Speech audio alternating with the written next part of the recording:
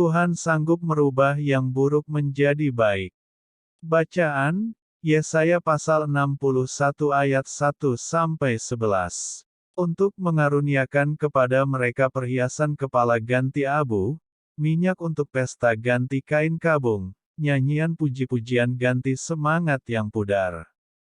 Supaya orang menyebutkan mereka, pohon tarbantin kebenaran, tanaman Tuhan, untuk memperlihatkan keagungannya. Yesaya pasal 6 ayat 1-3.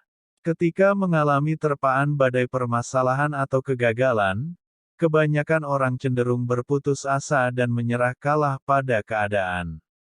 Mereka berpikir masalah atau kegagalan adalah akhir dari segalanya. Kita lupa bahwa Tuhan yang kita sembah adalah Tuhan yang Maha Kuasa. Sang pembuat mujizat, sanggup mengubah kegagalan menjadi keberhasilan, buruk menjadi baik, kehancuran menjadi pengharapan, dan ratapan menjadi tari-tarian. Ayat Nas menyatakan bahwa Tuhan mengaruniakan perhiasan kepala ganti abu, minyak untuk pesta ganti kain kabung, nyanyian pujian ganti semangat yang pudar.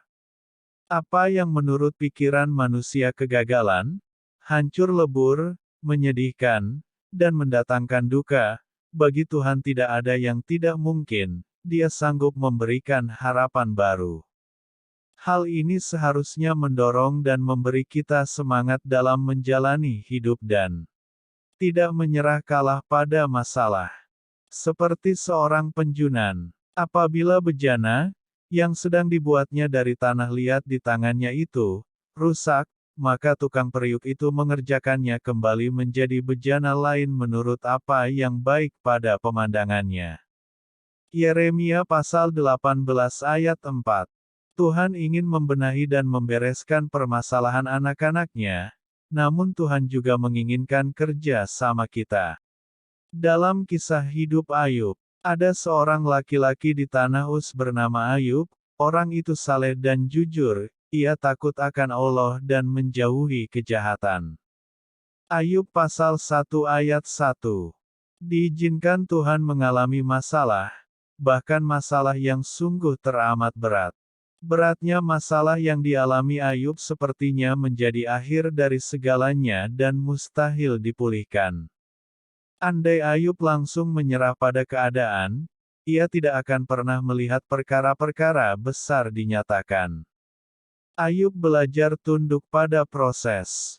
Karena ia tahu jalan hidupku, seandainya ia menguji aku akan timbul seperti emas. Ayub pasal 23 ayat 10.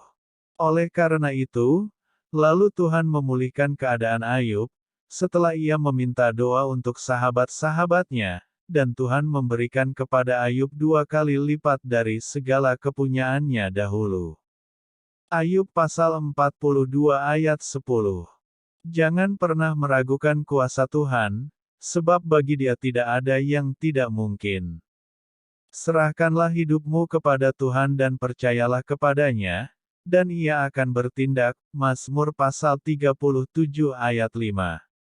Berbahagialah orang yang melakukan firman Tuhan. Tuhan Yesus Kristus memberkati.